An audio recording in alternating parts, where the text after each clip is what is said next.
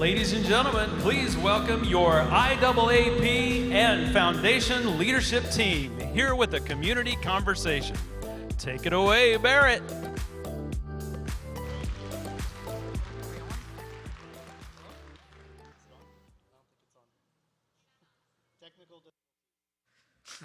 Hey, you're on. Hey, now we're on.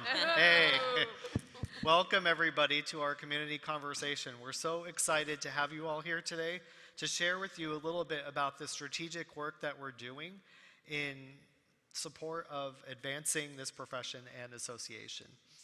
Our strategic work lives in 4 key aims, which were mentioned this morning: leadership, community, certification, and accessibility. And so we just want to talk to you a little bit about what we're doing in each of those areas and why it's important and why it's helping us push the association and the profession forward. So in terms of leadership, we've been working for a number of years on our leadership philosophy and on really embedding that into everything we do. And out of that work has come the development of a series of leadership matrices, which really outline the skills and competencies that are needed to serve as a volunteer leader within IAAP.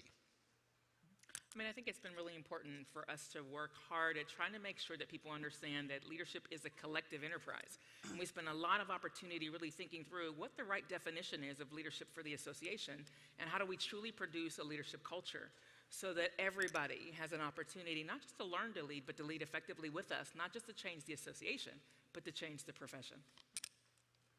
Yes, and to ensure that effectiveness, we're really working hard to build out our processes around evaluation, succession planning, and development, because anybody who's on their leadership journey, we need that. We need that accountability that comes from us, from evaluations.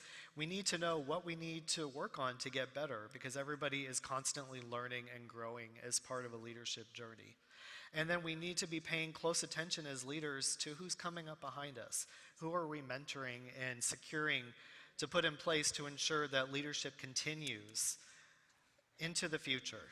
Yeah, those evaluations have been like so pivotal, and it really, I mean, it's not a gotcha. It's let's have a conversation. It's an entryway to a conversation of where am I at? Where do I need to be? What are our gaps? What does our profession need? What does our association need? And it really is just a conversation starter and a way to be more self-aware. I know that it's been super impactful to me, and the evaluation really is just a way that we establish that baseline. I mean, you inspect what you expect, right? I mean, Michelle, what did you think about like the evaluation process? You've gone through it twice. We've been on like the same duration, so I don't know. What do you think? Yeah, we have, and I'll tell you, I love it. And not a lot of people say that they love being evaluated.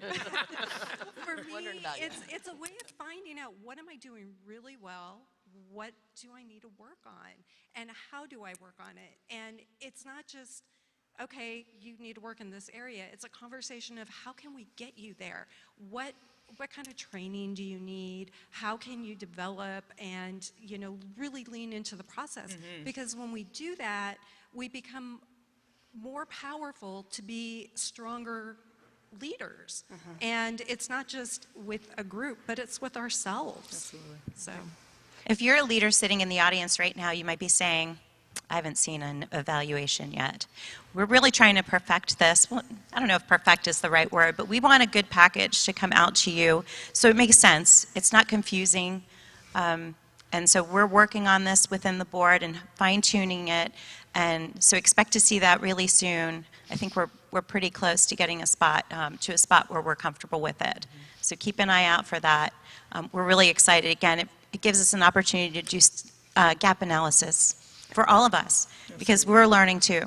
Mm-hmm. Well, I would say if you're somebody in the audience and you think I might like to be in a leadership role, but I don't have all of the skills or experience, that's the whole point of this, is it's a growth opportunity for you, and you can come and be a part of. I've been very impressed by everything that's been put together and excited about rolling it out with Foundation Board, and I would encourage other people to know you don't have to have all of it perfect before you come. You can come and learn. Absolutely. And it's a collective effort. Right, it is. We support each other.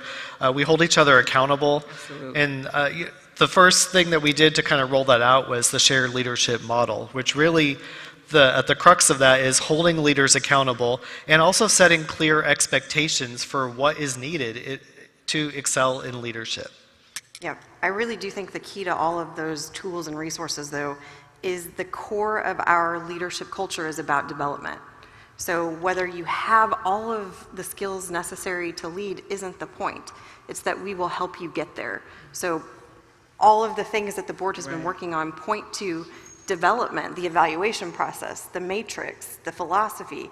It's all about developing leaders, and that has to start somewhere. Absolutely. And one of the incredible things as an experience for me as a first-year board member was the leadership direction and the evaluations and everything met me where I was and have brought me to where I need to continue to work on what's worked, what didn't work. I didn't know what I didn't know, but it brought me to where I needed to head in the right direction.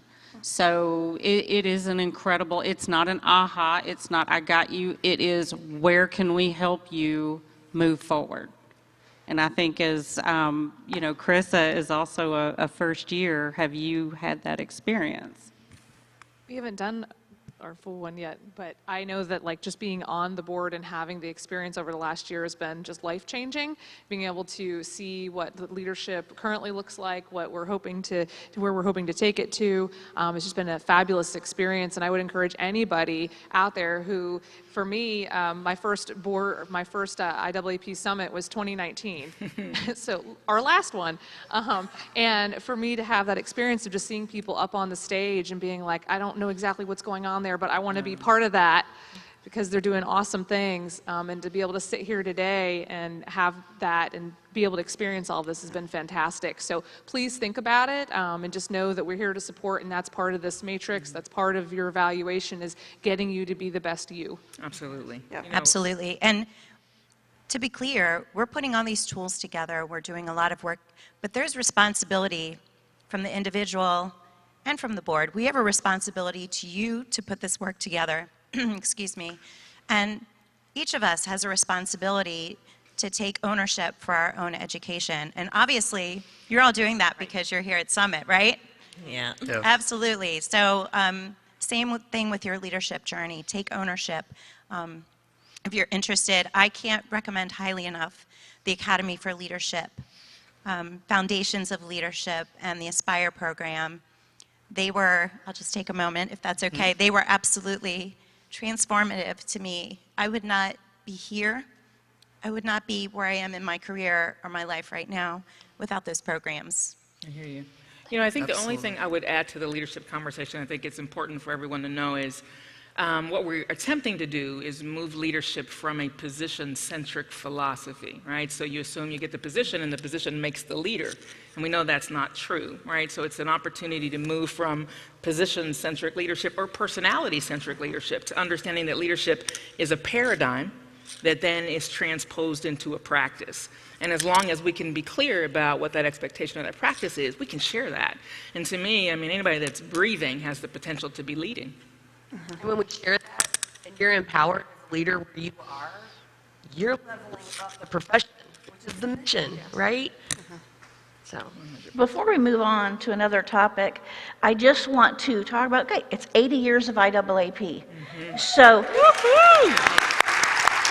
80 years of strong leadership that has developed over time. You look at this front table down here with our past international presidents, and we have past chairs.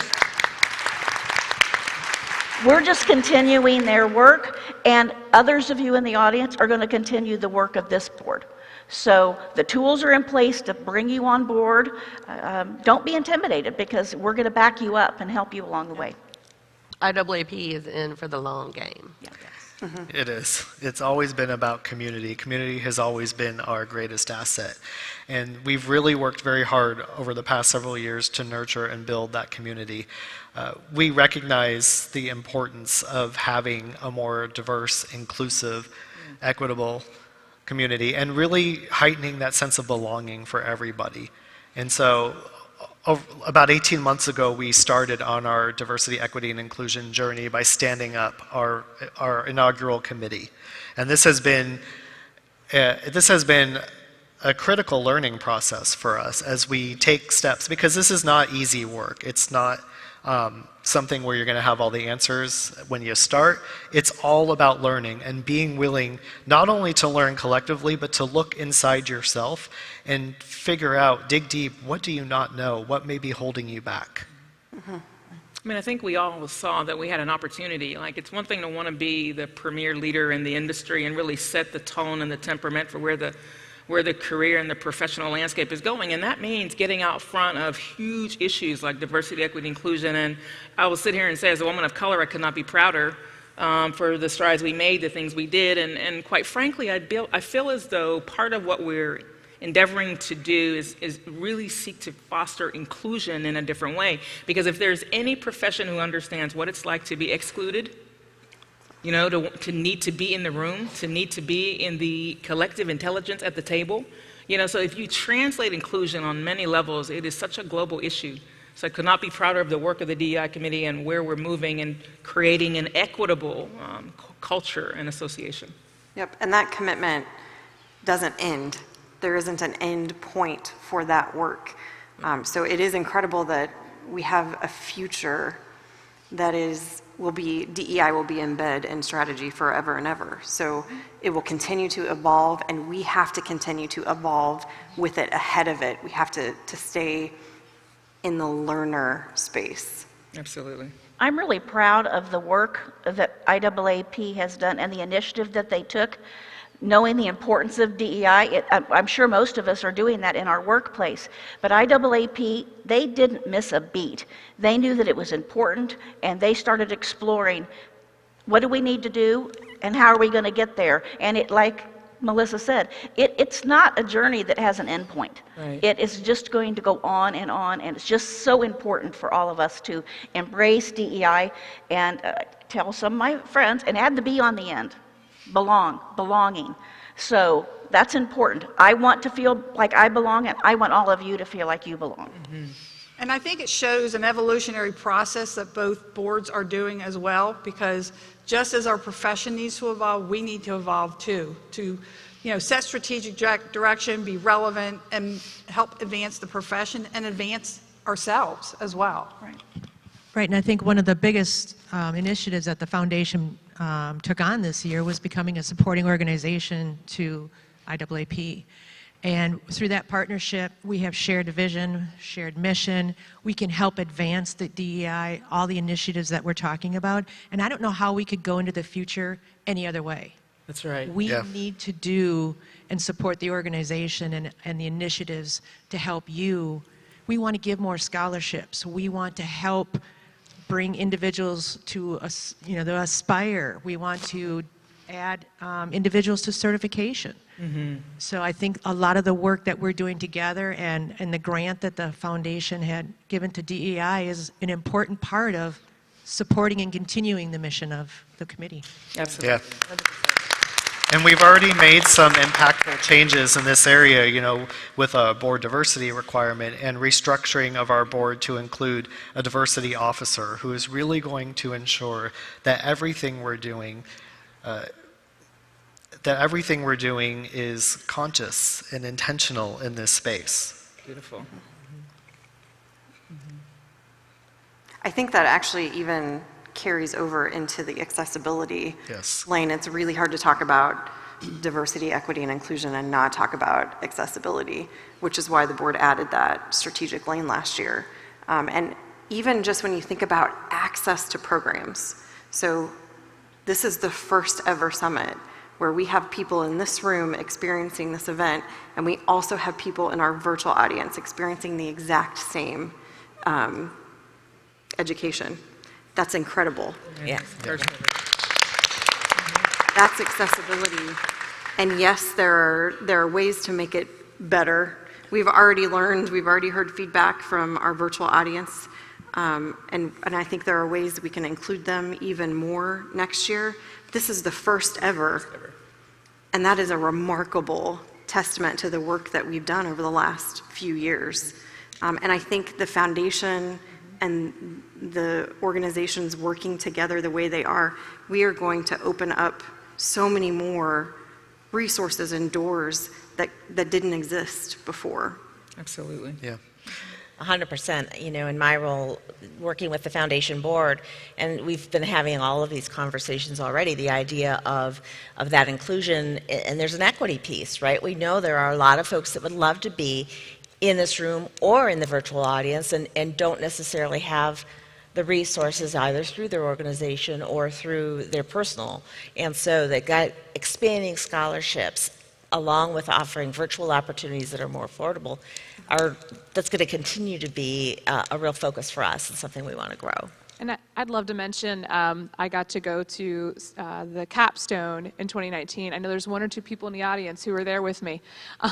And that was just such a fabulous experience that just really catapulted me into not only giving me the confidence I really needed to take that exam, but like, wow, that mentoring, that networking, that whole experience. And so one thing I find that I'm really passionate about in this role is making sure about that inclusion, making sure that we are able to offer these opportunities. And the fact that I know right now we offer scholarships to Summit, which is fabulous, and I hope you guys are taking advantage of those opportunities and applying. But I just foresee some fantastic opportunities thinking about Aspire, which we talked about, Capstone, and we want to get you there. We want to see you get your CAP certification, your specialties, and we'd love to see you here with us too.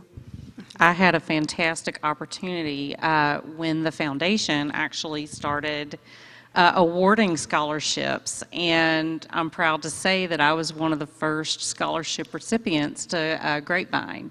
And it was an incredible experience, and it was something that really made me appreciate the work that goes into what's going on now, and that it's a continuation. It's not something that just started and then it just continued. It's evolving, and it makes me so appreciative of what this group is capable of doing and accomplishing. Absolutely. Look, we couldn't come together in person last year. Virtual Summit, that's all foundation and headquarters. So give it up for them, because how amazing was that? We needed that connection. Our community is so important to us, and our education is so important to us. Yes. We needed that connection, and thank you for giving that to us. And because of that, we know that hybridization is here to stay. And so it's really important that we're all working together to offer future hybrid conferences, not just Summit, but all of the programming that we offer. So again, going back to that accessibility, no matter where you are, you will have opportunities to get to that programming that you may not have been able to get to in the past. Yes, yeah, for sure. I think one of the things that we're super proud about, I don't know if you've heard it, but we've been doing what's called corporate memberships. And we did a lot of really cool stuff in the middle of COVID. I'd just like to say, with the help of the foundation, we were able to give some just-in-time, very personal care to our community. And I think that's powerful, because we're not just looking at how well we can educate you, we're interested in your entire well-being. But I do think that the introductory memberships were a huge success, and we're working on a conversion rate, and I think we're somewhere upwards of 8, almost 10% on that, so that's a really powerful thing that people can kind of try us before you buy us a little bit.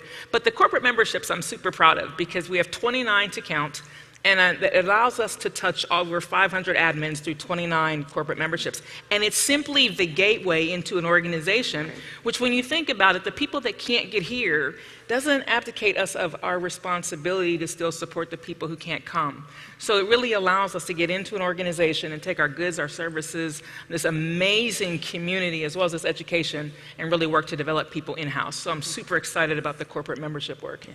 And it's not just a number of admins you get a discount. Yeah. I mean, it's really a customized program coming into these corporations, and you might not know about that. I think it's a best kept secret, because it's something we're really working up. Well, and it is the gateway to advocacy within organizations. So we talked about accessibility, we talked about scholarships and how important it is for people to gain access who maybe don't have support at their organization. But it is also our responsibility as IAAP, as the association that supports the profession, to advocate within those organizations to get access for you to attend those events, because your organization should absolutely support your development. You should not be excluded from those development dollars. So that is also, corporate membership really does serve as a gateway to have those conversations with your company. And we absolutely want to flip that script. so that IAAP is no longer the best kept secret. Yeah. I think that's the truth. I see we have somebody with a question. We are going to open up to questions here in about 5 or 10 minutes. You can't stay. Does somebody want to run a mic? Rachel's heading your way. She's running your way. I'm running in heels, y'all. Like, I get a gold star for that. I'd stay for questions, but my question is related to this corporate membership piece. Where do we find information on that, or is there a contact person? I work for the University of Wisconsin-La Crosse, which is a bigger part of the University of Wisconsin, and I've talked to a few people on my campus. In fact, there are 2 young ladies here today at Summit that are here as part of the introductory program, so thank you for bringing that on. But I'm interested in bringing that not only to my campus, to potentially all of UW-Madison, which is 13 comprehensive institutions. Wonderful. So I just Wonderful. I would like to know, who do I contact, or is there information on the website? Because I've kind of looked, but I haven't really gotten. There is information on the website, but stop by the info desk. And Angela at the info desk will take your information and we'll get connected with you to talk to you about that. Okay, thank you. You're Perfect. welcome. Thank you. Thank you. Okay. Yeah, well, shall we talk about certification? Let's talk about it. Okay, yeah. Talk about certification. So certification, the thing that's really important for us is we're doing all this work to ensure that it really is the standard across the profession, the standard of excellence for all of us. And it's really important for us to be able to share what it can do for you. So I think what we can do as individuals, as members of this association, if you have your certification, be willing to share that story with others.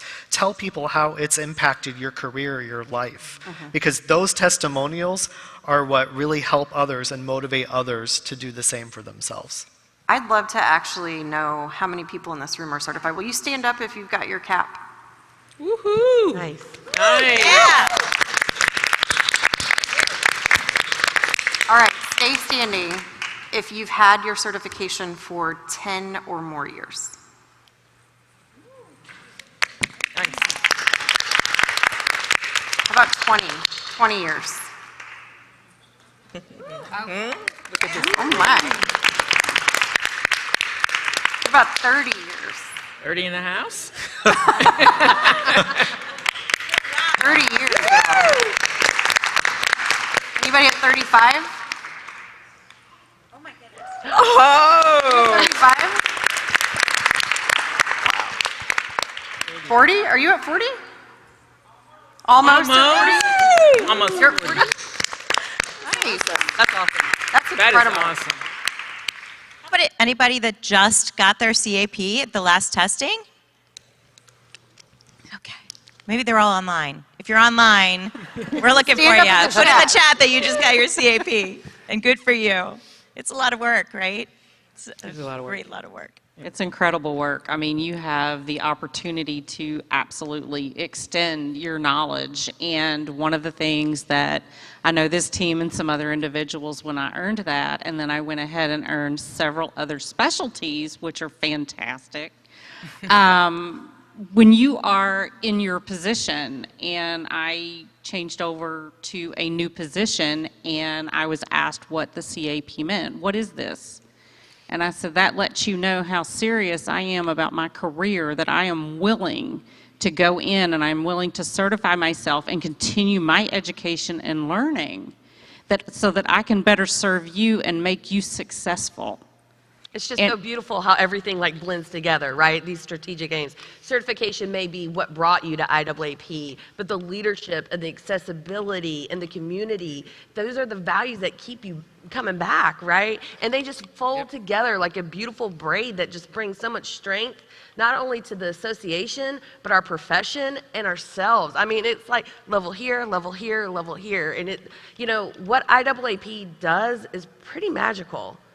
And I'm not talking about what the board does or what staff does. I'm talking about what the collective does, what we do as IAAP.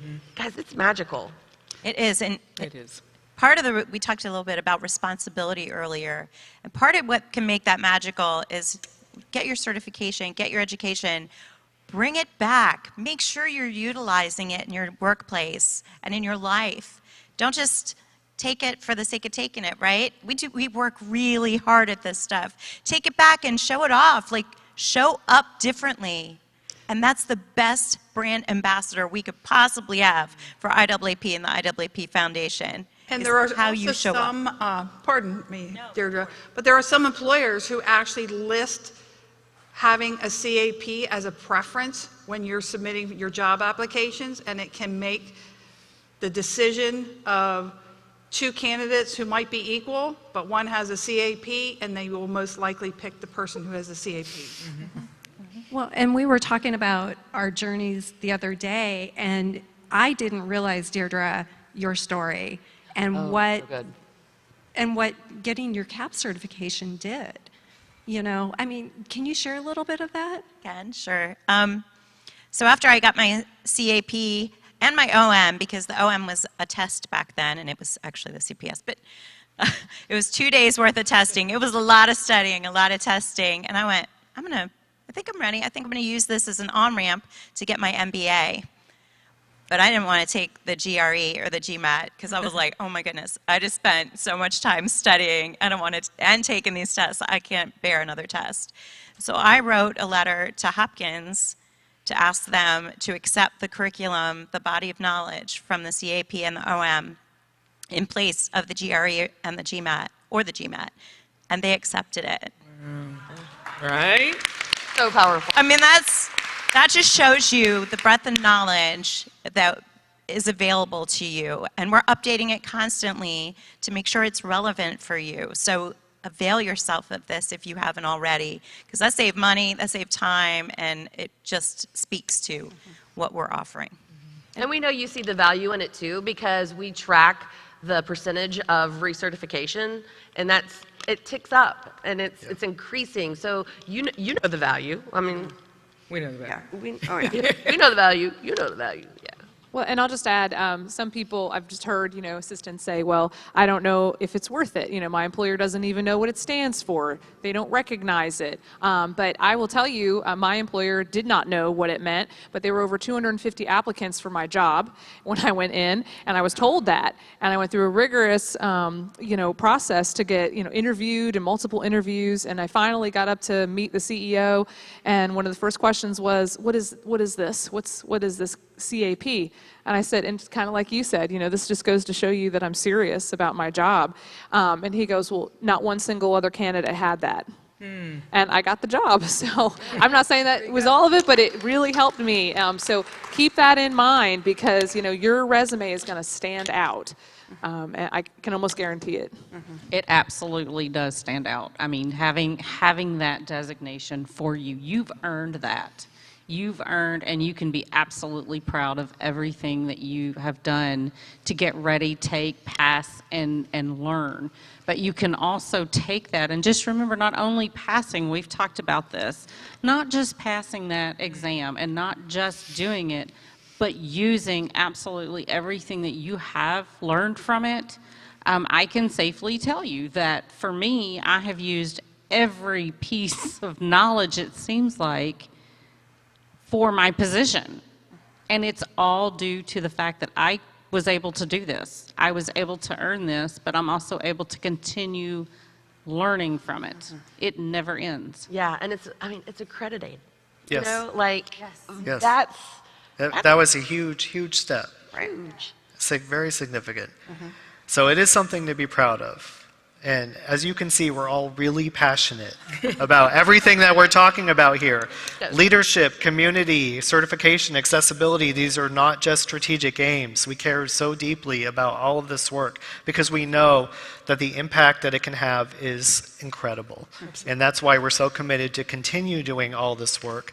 And we invite you, if you have questions, now would be the time to start sharing those with us, virtually or in the room, because we would be happy to answer them. Actually, before we share a question, I just want to share kind of a shout out from a virtual attendee who said they are able to participate with us in this even though they're disabled. So we've got a member of our community who would never have been able to be at Summit if we were not hybrid and offered a virtual option this year. I thought that was so cool.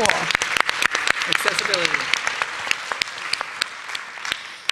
Is there a hand? Did somebody raise their hand? I don't know, it's hard to see. Angela's got it. Go ahead. Yeah.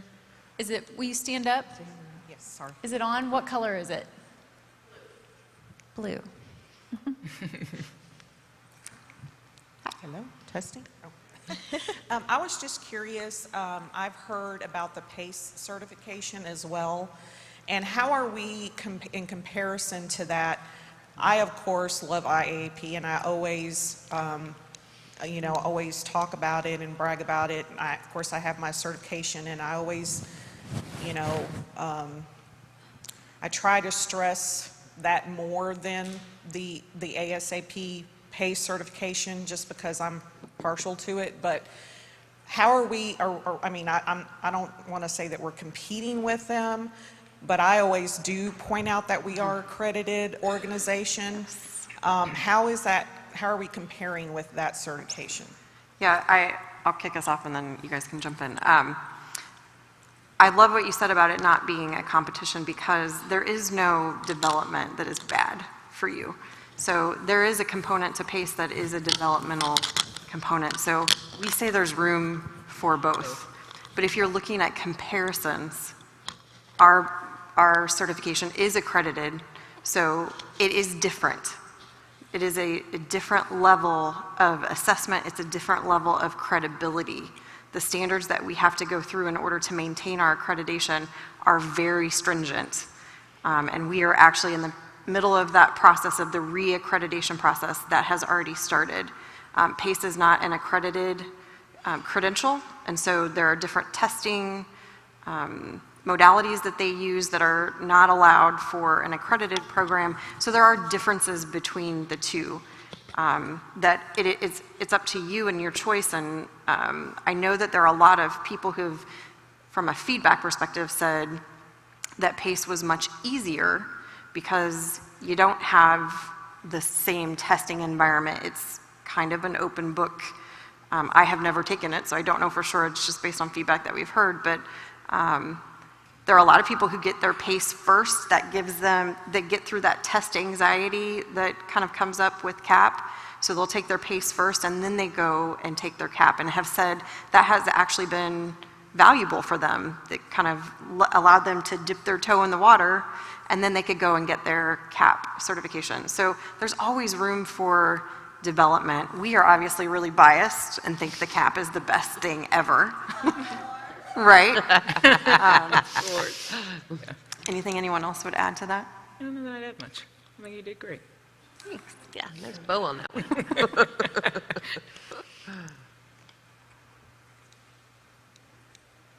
In the back of the room. Over there too. Hi, I just wanted to thank you guys for your time presenting today. My name is Darcy, and I'm considering the CAP as well. I just wanted to know, what would be your advice for someone who's considering it and also has a really hard time with test taking in general? Great question. I'm going to let somebody who has actually taken the test answer that question. I'll take a stab. I am a horrible test taker. I get horrible anxiety, and it's not because I'm not capable of taking tests. It's just the doubter in me starts doubting even before I take a seat. I think I checked three times with the proctor to make sure it was the right test, because I was so nervous. But I will say that I took 9 months for my journey, for my studying journey, and I gave myself a lot of leeway. That first month or two, I really only focused in on a couple days a week and kind of growing that body of knowledge, and started with the book, which you definitely want the book, and really starting in the different sections and working my way through. There's a couple other great resources out there that you can do, like mentor groups and learning groups, and then I gotta tell you, Capstone really just cemented that for me and my confidence. And I will tell you, going into that test again, very, very nervous, but when I left, I remember sitting in the car, and by the way, take the day off, okay? Do not tell your employer you will be back, because it took me 5 to 10 minutes in that car to even get it started, because I just was like, okay, Carissa, you did this. So I went and got, I think a coffee, and I just took a little time for myself and didn't just totally decompressed. But once I did that test, it really just, even if I would have failed it, I was so glad that I took it. And I mean, thank goodness I passed it, but I'm here to tell you, if that's your fear and that's what's holding you back is that you think you're gonna fail it, take it anyways. Because you are so much stronger than you even know and so much smarter. And I could have swore up and down I was gonna fail that thing, and I didn't. So I just, have confidence in yourself and take the time you really need to test and to prepare. Well, and if I can add one more thing, it is a very scary thing. And especially if you're not used to testing and studying in this environment. But I encourage people to mentor with each other or find someone who's gone through the CAP and has their certification and ask them to mentor you, because when you get those fears and those butterflies and that doubt, they can help talk you through it. And, because you definitely want to make sure you do it if you're interested in it, because it's great when you get it. You got this. You can do it. Yeah. You have a whole stage of cheerleaders.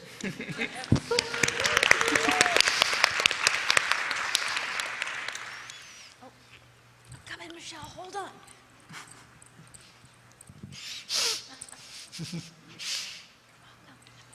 Go, Rachel. Hello, I'm Michelle Johnson.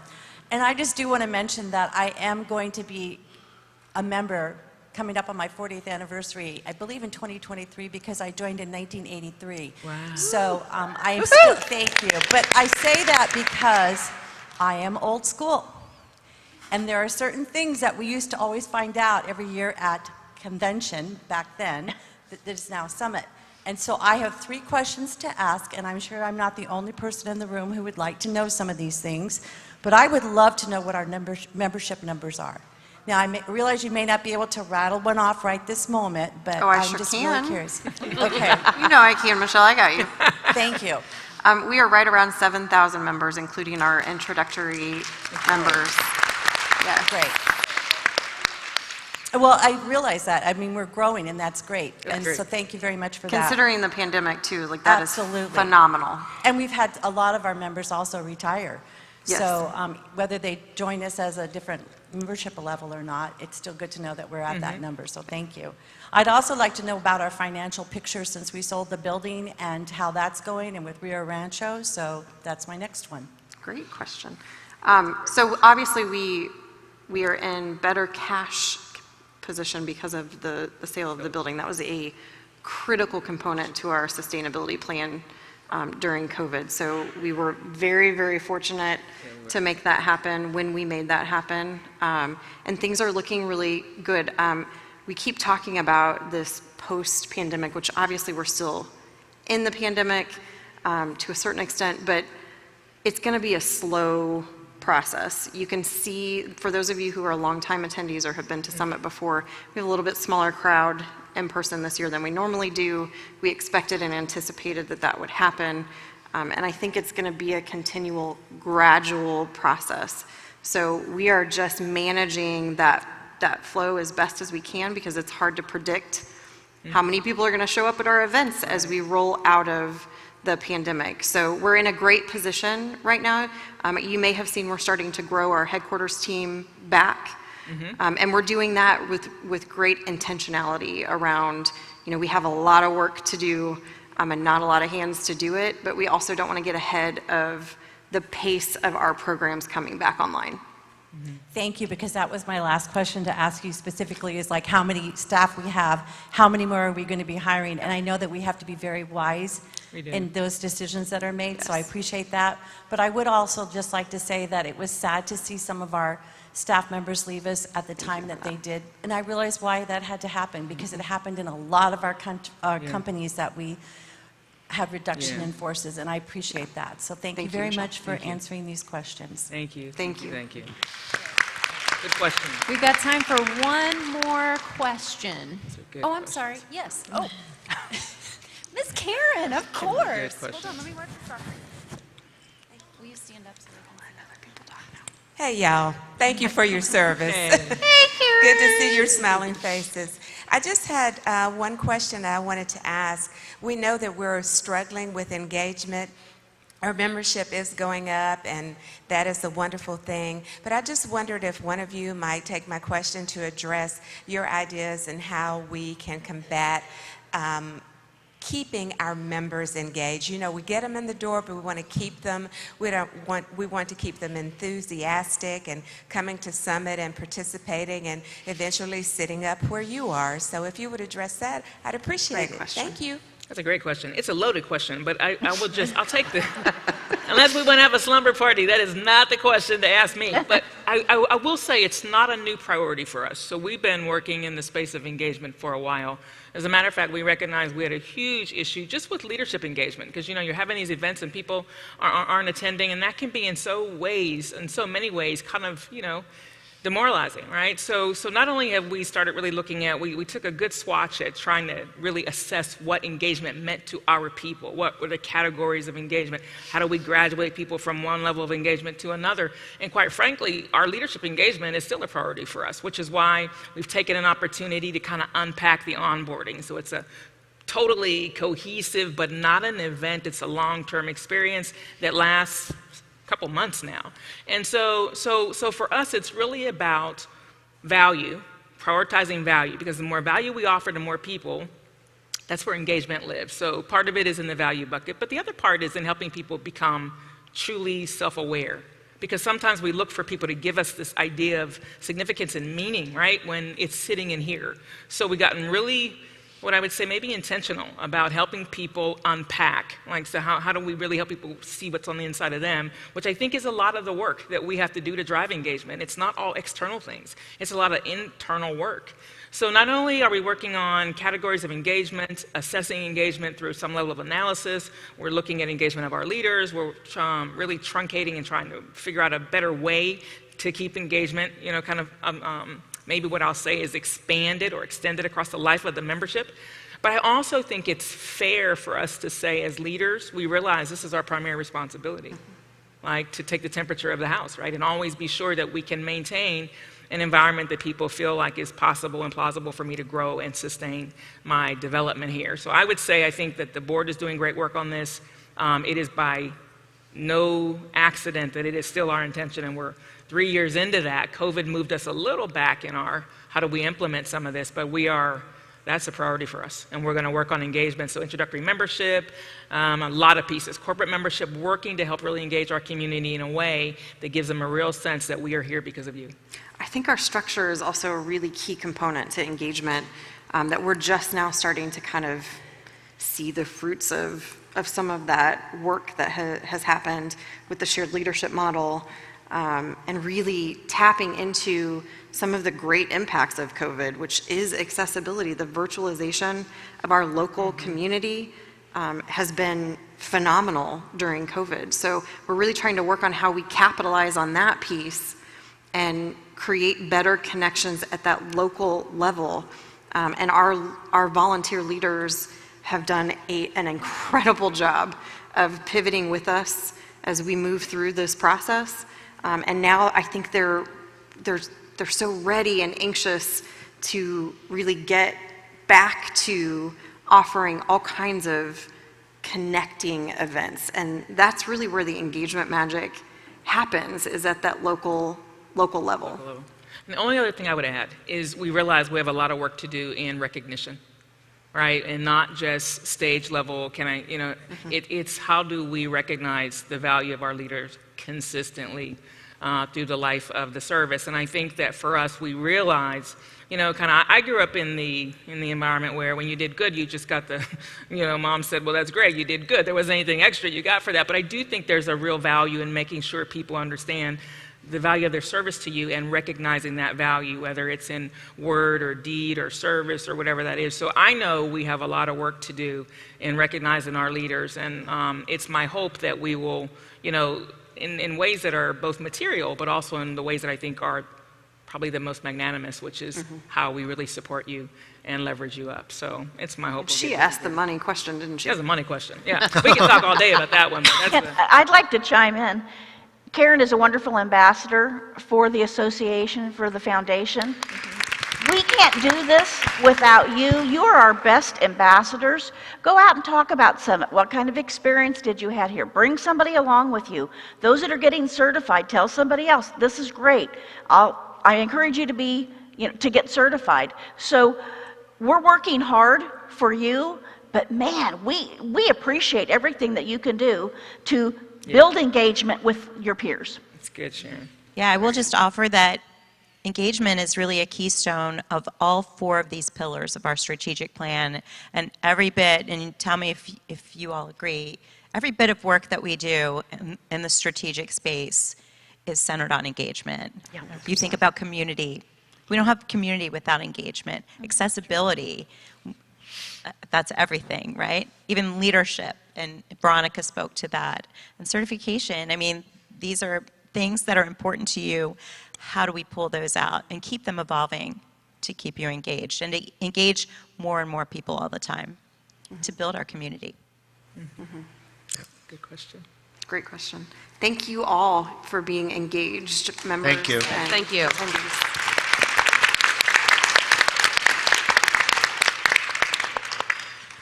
We're at Barrett, time, do you have a so- close for us?